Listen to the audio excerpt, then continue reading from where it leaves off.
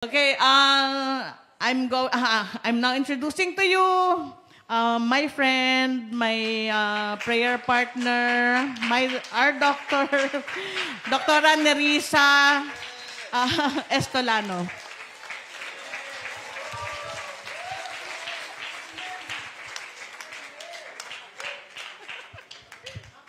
Ate, thank you po. Nakaka-humble po yung...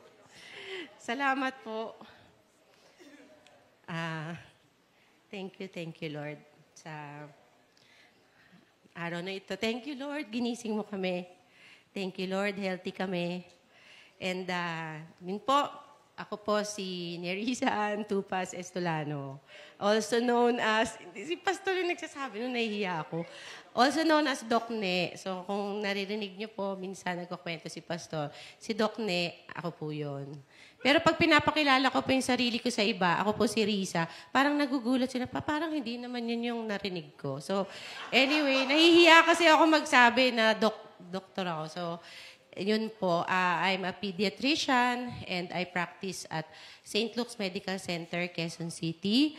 So, noong 2001 po, I attended Back to the Cross. It's a retreat and discipleship program for doctors and those in the medical field, health-allied field na ang sabi po doon, we are Christians who happen to be doctors. So ako po ay, unang-una ako po ay Kristiyano na naging doktor.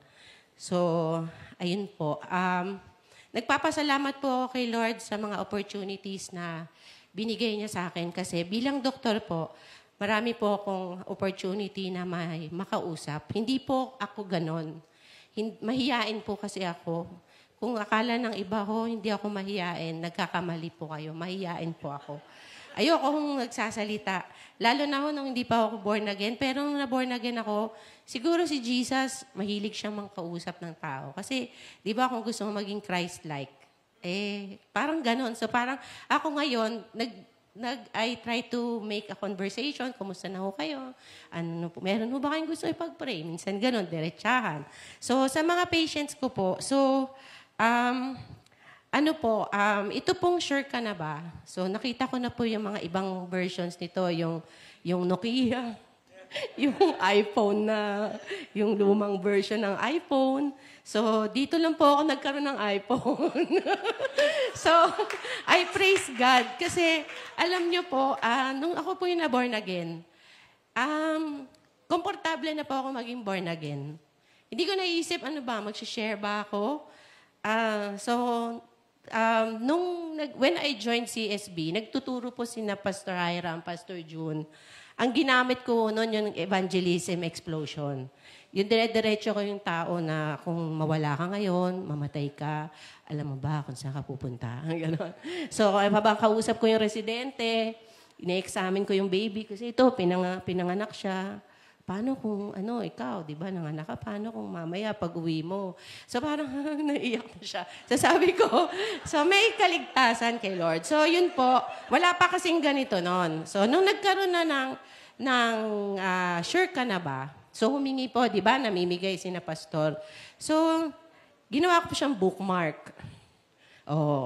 Ginagawa niya itong bookmark, no? Kayo, I rebuke you. Pero kung ginagamit niyo po siyang bookmark plus, doon yung iniipit kasi mabilis ng kunin para mag-share ng gospel. Yes, yun. So, yun po. Nung ako po nag-start mag-share, using sure ka na ba? So, minsan po parang isang month. So parang, okay na ako, nakashare na ako ng 1 month, ng inyong month na to. Tapos, wala pala akong na-sharean after 3 months. So parang hindi siya masyado, ano bang tawag doon? Hindi ako nababurden. So, hiningi ko siya. Kaya kung meron po tayong gusto, hingin natin. Nag-pray ako kay Lord. Lord, I pray to have the heart to share Jesus to others. Kasi yung kaligtasan ko, ayoko sa akin lang. Hiningi ko siya kay Lord. Pinag-pray ko siya na mag-share ako ng gospel. So, eventually, I found myself na mas madalas ako nag-share. So, nung pandemic dumating din, lahat ng mga Grab delivery drivers na parang gustong-gusto nang umalis, teka mo ang kuya. Tapos, binabasa ko sa kanila to. Tapos, so yun po. Tapos, dumalas na po na nag-share ako sa mga sales lady, sa mga waiter, sa, sa hospital staff, sa mga residents. And yun po, ngayon po, gusto ko po once a week at least, nag-share ako ng gospel. Pero pag naisip ko, parang, bakit ba ako nag-set noon? Pwede ko naman siya gawing araw-araw. Pwede ko naman siyang gawing twice a day, umaga at gabi. Pwede ko naman siyang gawin oras-oras. Pero, ayun, kaya ako, sa parable of the talent, siguro hindi ko naman siya binaon. Pero kung doon sa taong binigyan ng 2 talents, pakiramdam ko, hindi ko naman siya na-multiply. Kaya, yun lang po, hinihingi ko yung prayer ninyo na lahat po tayo mag-share ng gospel. Kasi ang daming may kailangan kay Jesus. Nung one time, nag-LRT kami ng anak ko. So, after 20 plus years, nag-LRT, hingal na hingal ako. Sabi ko, pagpasok sa SM, anak, pumasok tayo doon sa pinakaunang malamig na tindahan dahil pagod na ako. So, nung nag-share ako ng gospel sa kanya kasi 10 o'clock noon, wala pang tao. Shinarean ko siya ng gospel. So, ito po kasi pag sinishare ko siya, mabilisan po kasi pag nagpasyente ako, mabilisan. So, pag nag-share ako, ang una ko pong tinatanong, ganun pa rin, na kung mawala ka ngayon, mamatay ka, paglabas mo, wag naman sana. Alam mo ba kung saan ka pupunta? Sure ka ba kung saan ka pupunta? So, pag sinabi niyang hindi, o kaya sure daw siya, pero dahil mabait siya, madami siyang ginawa, umpisahan ko na po ito. So, babasahin ko po sa kanya. So, nung binasa ko po to doon sa unang tindahan na pinasukan namin, mabilis lang po kasi mag-isa lang siya and baka may dumating. Kasi dumadami na yung mga taong pumapasok. So, sabi ko, mabilisan lang. Nagulat po ako. Umiiyak siya. Umiyak siya. Salamat po. Kailangan ko po ito. So, alam niyo po, it's not about us. Hindi po tayo yun. Ang Holy Spirit po ang tumutulong sa atin. Kaya po, gusto ko lang po mag-share. Mabilis na lang po ito. Na kapag po tayo, when we want to share the gospel, we must talk. T-A-L-K. T is trust the Lord. Trust the Lord. Proverbs 3:5-6. Trust in the Lord with all your heart and lean not on your own understanding. In all your ways submit to Him and He will make your path straight. So, submit po natin yung intention natin. And tanggapin ka man o hindi. Ako po, praise God, siguro 95-98% success rate ang nagtatanggap kay Jesus. Pero meron din nung tumanggi sa akin.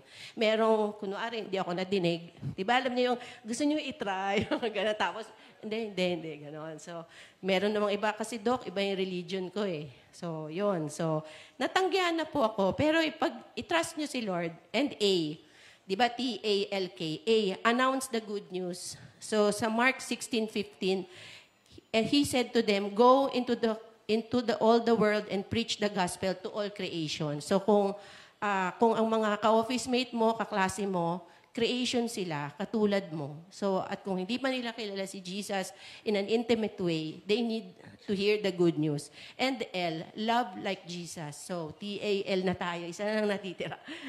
Love like Jesus. Kasi kailangan po natin ng compassion. Kung wala tayong compassion, kung wala tayong pagmamahal, dadaanan lang natin sila. Hindi natin alam na baka nga bukas mamatay sila. May patient ako. The other day, nag-message sa akin yung mami. Nagtatanong siya tungkol sa vaccine ng anak niya. Nagsabi siya, Doc, by the way, wala na po yung asawa niya. Tumawag ako kasi hindi ko naintindihan ano yung ibig sabihin ng wala na. Naghiwalay ba sila? Nag-abroad? Or namatay. Namatay siya, biglaan. He wants to be healthy. Nag-jogging siya. Napaluhod siya. Nag-collapse siya. That's it. Namatay siya. Umiiyak ako. Hindi ko, Lord, na-sharean ko ba siya? Hindi ko alam eh. Hindi ko matandaan Naalala ko, pinagpe-pray ko sila, pero hindi ko matandaan kung na-sharean ko siya. Kaya, ayoko mangyari yung kaya kahapon may patient ako, sineran ko sila. Kasi, paano kung hindi ko sila ma-meet? Uli, meron akong isang clinic na primary care physician ako. Almost always, once ko lang sila nakikita in that whole check-up nila. So, I make it a point na mag-share ako sa kanila. Sabi ng friend ko, uy, baka magalit sa'yo yung director, yung operations manager. Sabi ko, anong uunahin ko? Magalit siya sa akin. Oh, paano yung mga souls ng mga yon? Hindi ko na sila makikita. At hindi nila maririnig si Jesus. So, ganun pala yun, yung mamamatay ka sa sarili mo, yung sa sarili mong convenience. Doktor po ako. Hindi ako nagbibigay ng number sa pasyente lately nung tumanda na ako. Kasi, minsan gusto ko rin matulog. So, di ba sabi ni PH, pagka-share niyo ng gospel, bigay niyo yung number niyo. Napaisip ako na kung paano na to. Pag binigay ko yung number ko sa kanila, magtatanong sila sa akin, tapos kahit hindi naman emergency, 2:00, mag-text sila sa akin ng umaga. So, sabi ko, hindi, sige, ibibigay ko. So, meron akong patient na nakita, pinag-pray ko siya, nawala yung ubo niya, shineran ko siya ng gospel. Tapos, sabi niya, Dok, sana makuha ko yung number mo. So, ang intention niya kasi, gusto niyang itanong sa akin yung sa ubo niya. Naku, ito na nga. Sabi ko, sige, ibibigay ko sa iyo yung number ko. Pero alam mo, kung sa check-up, at gusto mo tanongin tungkol sa ubo mo, mas maganda makita kita. Pero, binigyan ko siya ng ganito eh. Sabi ko, pero kung meron kang gustong tanongin pa sa akin, ibibigay ko yung number ko para gusto ko pag-usapan natin yung na-share ko sa'yo. So, ayun po, sabi ko, share mo rin yan sa girlfriend mo. Ganon po. So, tamang-tama po, meron akong napanood na video si Bruce Wilkinson. Sikat po siyang preacher. Merong lumapit sa kanya na parang nagwe-waiter siya, nakinig lang doon sa sermon niya. Tapos, nag-ask ng advice sa kanya. Alam mo, binigay niya yung personal number niya. Kahit sikat siyang preacher, binigay niya yung personal number niya. Sabi niya, balitaan mo ako. So ako, sabi ko, di naman ako sikat eh. Di ako sikat, yayabang pa ako. Diba? So, alam niyo po, pag sa hospital kasi, tinatanong, sino po yung doktor niyo? Yung doktor na nagpe-pray. Yung doktor na nagpe-pray. Sabi ko, okay lang, kahit di niyo ako kilala. Kung yun yung ano ko, kung yun doon ako kilala, yung doktor na nagpe-pray, okay lang. Kasi, di ba, alam mo, kahit hindi ako makilala, basta makilala nila si Jesus, okay na sa akin yun. Tapos, may isa pa. K, T-A-L-K. Isa pa, be kind. Romans chapter 2, verse 4, sabi sa NLT version, don't you see how wonderfully kind, tolerant, and patient God is with you? Does this mean nothing to you? Can't you see that His kindness is intended to turn you from your sin? So kung maging kind ako sa pasyente ko, siguro kung naningil ako, nadagdagan ng konti yung yaman ko. Siguro kasi baka mga 70% to 80%, hindi ako nagpabayad. Or mababa yung siningil ko. Kasi gusto ko maging kind.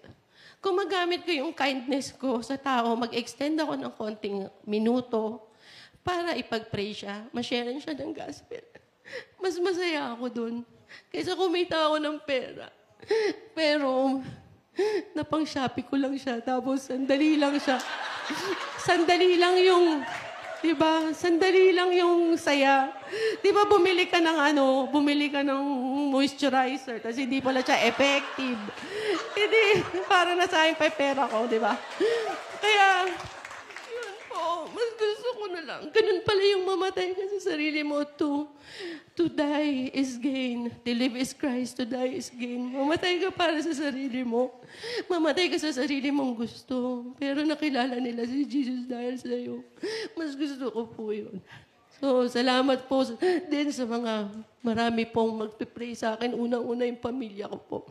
Nagpipicture ko, Daddy, picturean mo kami. Ganun. Pag habang nagsishare ako ng gospel. Tapos sisend namin doon sa group chat din namin. Nung bandang huli, sabi niya, hindi niya alam, ano ba, pipicture ba ako, mag-i-intercede? Sige, wag ka na mag-picture, mag-intercede ka na lang. Kasi minsan nalilito na siya eh. Sabi ko, Daddy, nakapag-picture ka ba? Hindi, nagpipray kasi ako. O sige, hayaan mo na. So, lately po, kasi dagdag din sa oras. Minsan, tatlong pasyente, sunod-sunod yun.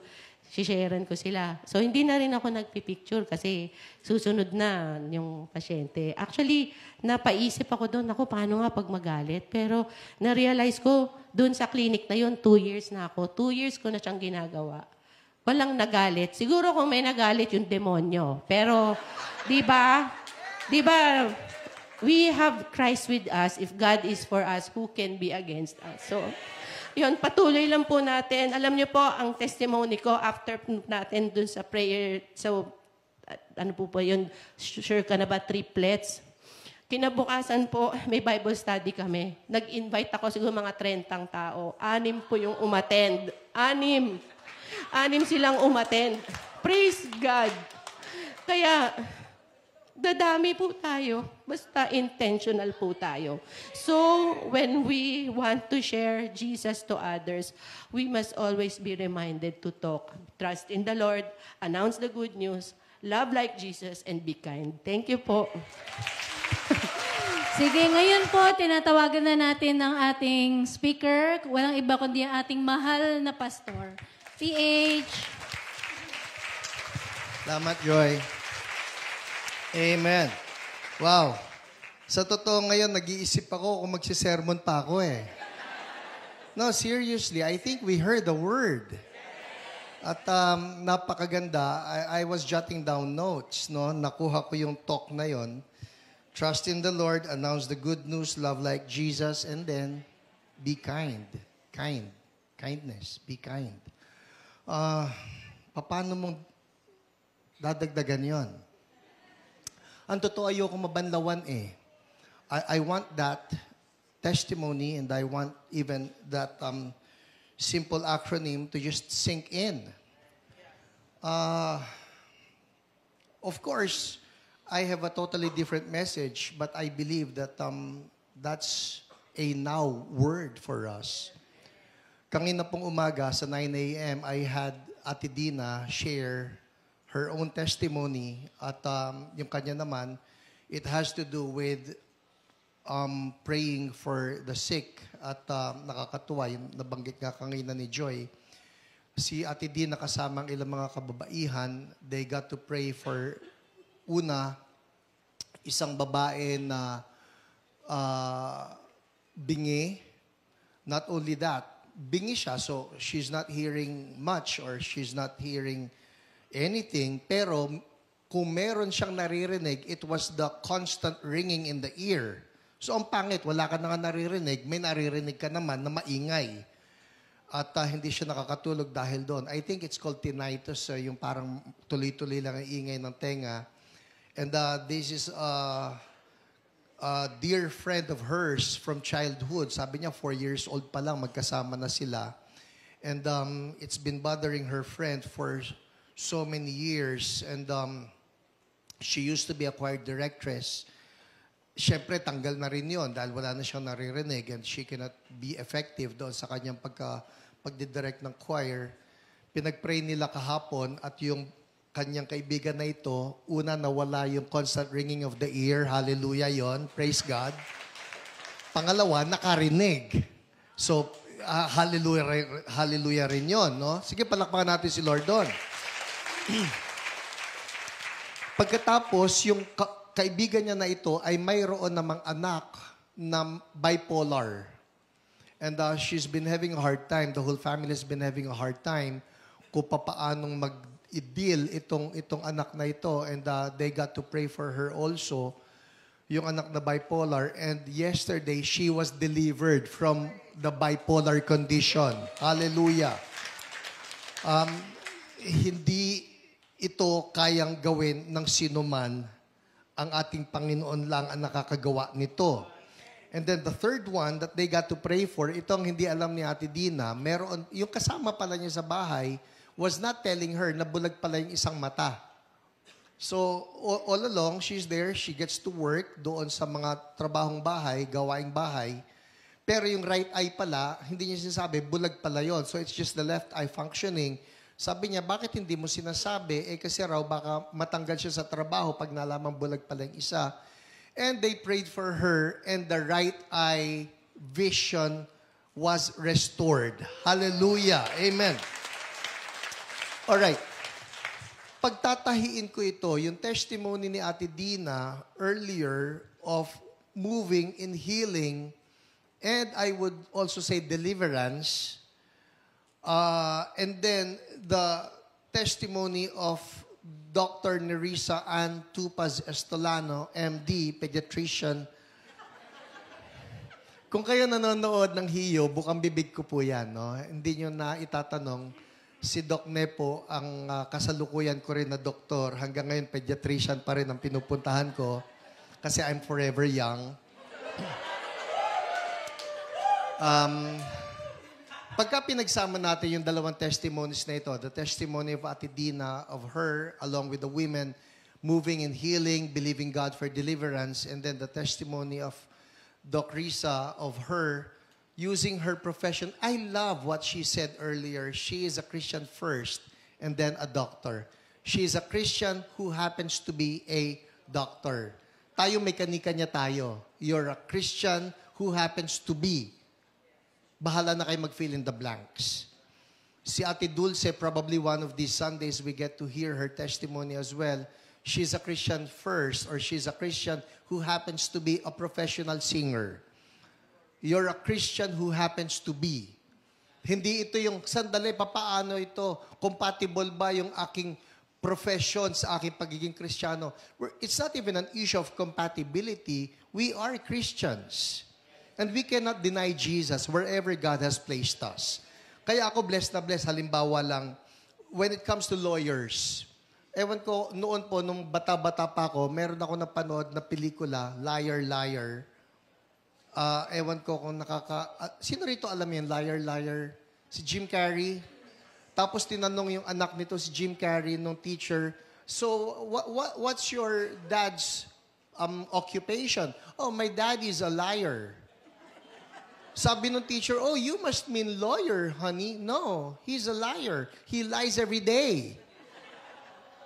And then you get to hear of Christians who are lawyers.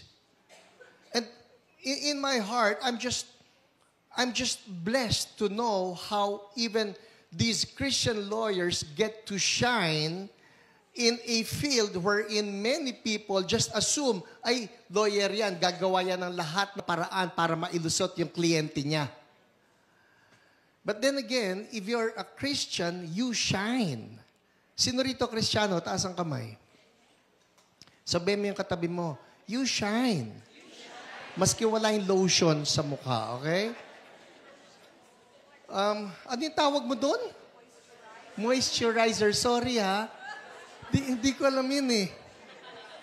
Pero, God has actually called us to shine. Tayo po, CSB people, I'm looking at us and I'm just so thankful. I'm so grateful with the DNA that God has released to us as a church. We are a church that don't just share the gospel, we demonstrate the gospel. Yung sinabi ni Apostle Paul that the gospel that he preached did not just come with words, but with a demonstration of the power of God. It is something that we carry in our DNA. Nadala-dala natin ito, and we are just so ready. You meet somebody, ang tanong, do you get to talk? Do you get to talk about Jesus? Again, everybody say talk. Dapat nakuha ko yung mga verses eh. Yung trust in the Lord na ito. That every time you meet someone, Lord, you will open an opportunity. You will open an opportunity for me to be able to share Jesus with this person. So you commit that time to the Lord na, Lord, may gagawin ka po rito. And then you announce the good news. noon lang pong Friday, and this is just so fresh, no? Nung Friday, may humabol eh. May humabol ng pa-birthday sa akin eh. Mahigit 1 linggo na ang birthday ko. At sabi sa akin, Pastor, talagang inihiwalay ko yung papadala ko para sa ganun hindi makasabay ng ibang pagkain. So, may humabol po na kare-kare. Okay? Pwede ko pa kayong bigyan. May sarsa pa. So, dumating yung delivery. Pagdating ng delivery, syempre, dala-dala na niya yung kare-kare. It was noontime, talagang lunchtime, sakto. At dama ko na si gutom because I did not have breakfast. But there was the person, sabi ko sa kanya, Brad, sandali lang, may bibigay ako sa inyo. Pagka sinabi ko may bibigay ako sa inyo, masaya yan, syempre. So I was looking for, ano hinanap ko? Sure ka na ba? So kuha ko na sure ka na ba? Sabi ko, Brad, tanong ko, ikaw ba sure na pupunta sa langit? Sabi niya, sa totoo lang, sir, hindi. Meron akong good news sa'yo. So I started with sharing the good news to him. Sure ka na ba? Announce the good news. Sinashare ko yung sure ka na ba sa kanya. And then, much to my surprise, nagluha na siya. Sabi niya, sir, sa totoo lang, kailangan ko marinig to ngayon. And then he starts telling me his story na nagkahiwalay sila ng asawa niya at lahat ng anak nila, 3 anak nila, kasama nung asawa niya at nasa probinsya na yung asawa niya, siya nandito. And then I found out, siya pala ay bago naging delivery person, ay isang professional teacher. At nagtuturo siya ng science. Sabi ko, ang galing naman. Sabi, yun nga lang, sir, talagang yung buhay ko, medyo nagkanda loko-loko na. Kaya, salamat na i-share ninyo ito. So I started praying for him. Sabi ko, pwede ba kita pag-pray? Opo, sir.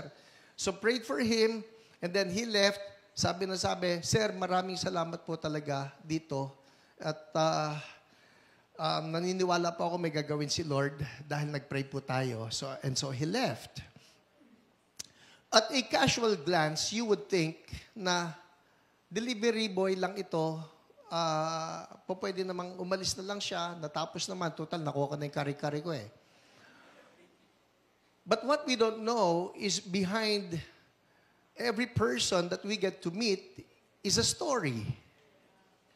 And in that story, there's a big chance that only Jesus Christ can fill up whatever emptiness that is in that story.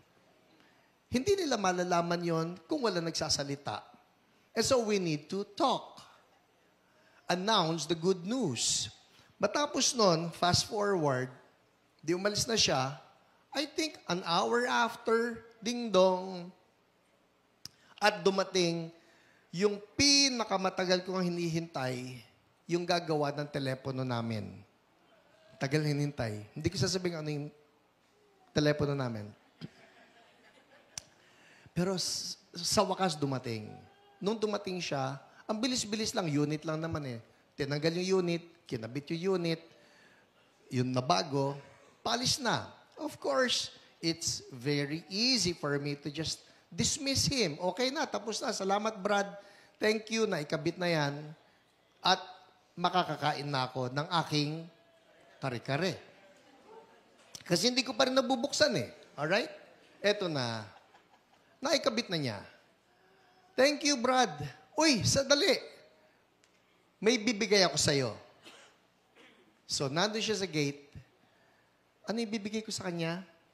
Hindi po yung kare-kare. Sadali lang, sabi ko, got my sure ka na ba? And then, sabi ko, Brad, sadali, may tanong ako, ikaw ba na sure na pupunta sa langit? Hindi po, sir eh. Pagkatapos, ito pa pala yun. So I was looking at him, and it would seem to me like he's not so interested with what I had to say. Sabi niya, kasi po, sir, ganito yan eh. Sabi niya, ang tatay ko po, Jehovah's Witness. Ang nanay ko po, Catholic. ikaw, kako, hindi ko pa po alam. Sabi niya, kaya importante na nagkakwentuhan tayo. And then I noticed, yun pong kanyang balat, may breakout or outbreak. Ano ba tawag ng ganon? Basta. May breakout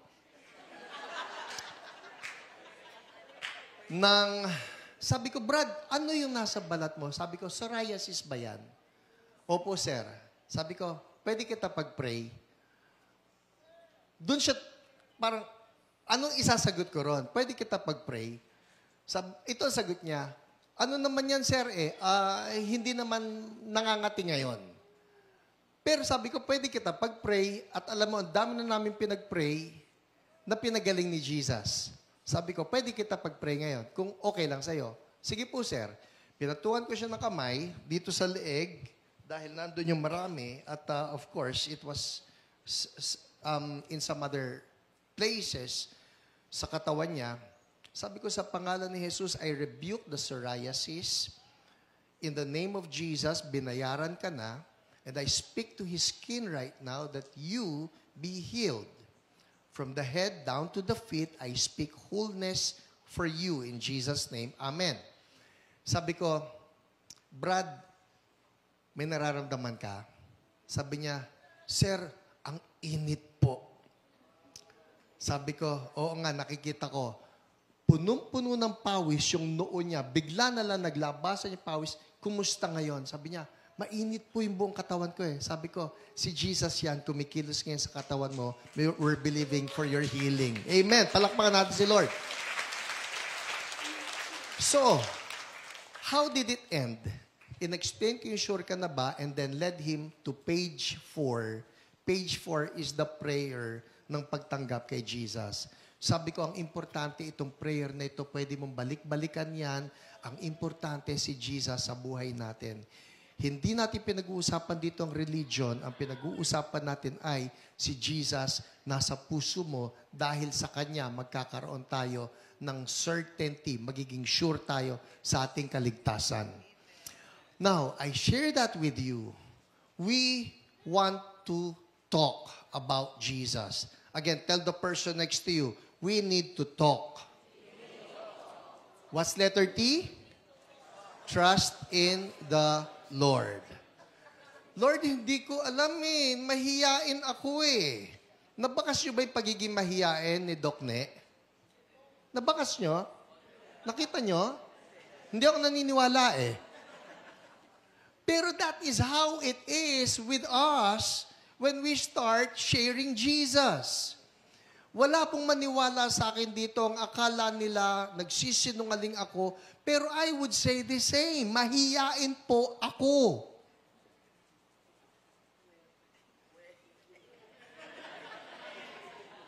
Totoo yun. But for some reason, because Jesus is in me, at gaya nga na sinabi ni Doc kanina, si Jesus, He wants to express His love to others. Kung si Jesus nasa atin, hindi ka po pwedeng tumahimik. Hindi po pwedeng hindi ka magmahal. Hindi ka po pwedeng maging channel ng encouragement to somebody else. So, maski ano pa yung personality mo, pasensya na, Pastor, choleric ako eh. Pasensya na, kasi melancholic ako eh. Hindi po totoo yun eh. Because every Christian, every believer has been called by God to talk. Amen? Sabihan mo lang katabi mo, we need to talk. Alright, what's letter T? Trust in the Lord. What's letter A? Announce the good news. How do you announce? You talk. Babalik ka ron eh. Walang secret agent na Kristiyano. Amen? Hindi pwedeng, basta ako, I let my life do the talking. I've heard some preachers say that. Sorry po your life, as good as it may be, does not speak Jesus enough. At totoo, I've met some Buddhist people who are just so nice. Minsan nga meron ng kausap na isang Chinese na Buddhist. Chinese na Christian. At pinag-uusapan namin yung mga Chinese na Buddhist that I was thinking of sharing the gospel with. Sabi ko, papaano kung barahin ako? Papaano kung i-debate ako? Ganyan-ganyan. Sabi niya, walang gagawa niyan. Sabi ko, bakit? Mababait ang Buddhist. Really? Mababait ang Buddhist because it's part of their belief system. Para sa ganun, maging maganda ang buhay nila, they need to be kind. So, kunyari tayo mga Kristiyano, sabihin lang natin, ako, I'll just shine my life for Jesus and then people will believe. Hindi po You still need to point other people to the source, and that is Jesus. And you do that by talking. So, announce. Everybody say, announce. Ito yung pangatlo, yung love like Jesus. Ang tanong ay, are we truly loving? Do we go out of our way to share the love of Jesus? Kasi hindi naman po pwedeng talkies lang tayo ng talkies, hindi naman nakikita ang pagmamahal. Did you know that much of the good deeds that you see in this planet were started by Christian missions? Kunyari, pag pinag-usapan natin yung mga ospital sa iba't iba na mga poor nations, they were started by Christians. Why so? Because we need to become expressions of love to other people.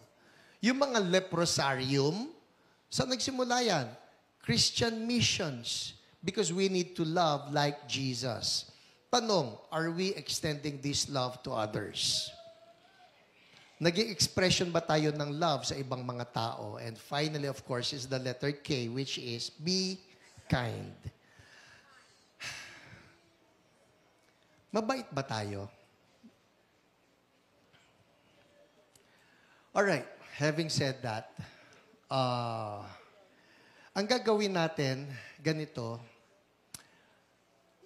it's more of just putting the testimonies together, the testimony of Ate Dina, that she got to pray along with the women, she got to pray for healing, and she got to pray for deliverance.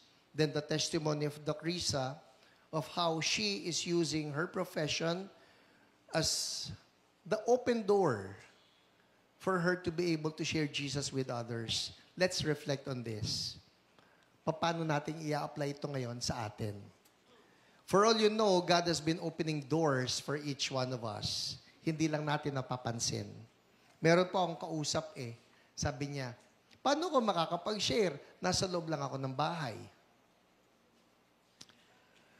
Marami tayong makikita na open doors. If only you will be asking God, Lord, give me an open door. At kagaya nga sinabi kang ni Doc Risa, magugulat ka na lang, si Lord talaga mag-open ang door. Amen? Okay, so this is what we do. Everybody stand up. Alright. Yung message ko for today, I suppose it will have to wait until next Sunday, kung yun pa rin ang sermon ko. It has to do with the importance of listening to God. Yun po ang sermon ko dapat. The importance of listening to God. But listening to God earlier, I believe that this is where He led me to. And I don't want to miss out. Minsan may mga pinapagawa na lang si Lord sa atin. Meron tayong agenda na sarili. And then He gets us to do something else. Ang importante pagka may sinabi si Lord na, ito ang gawin mo, susunod lang tayo I want you, if your triplet is here, or if your triplets are here, Pastor, hindi kami makabuo ng triplets pero meron na akong ka-twin. Alright? Sino rito may triplets? Taas ang kamay. May triplets? Taas ang kamay. Do I assume, ulitin natin ha, sino rito may triplets? Taas kamay. Taas, taas. Do I assume hindi nakataas na kamay, wala pa kayong ka-triplets? Tama? Tama? Okay. So, let me make this easier for you. if you cannot find two others to join you, which will make the triplets, then let's have you be in a twins. Gets? Okay, so triplets or twins. We give you that option. Triplets or twins. Ang importante, may ka-agree ka rito. At this point, can you go to your triplets? Sige po, kung nasan man sila, you can leave your seat, go to your triplets. Kung wala kayong ka-triplets, go get a twin. A brother or a sister. Go ahead.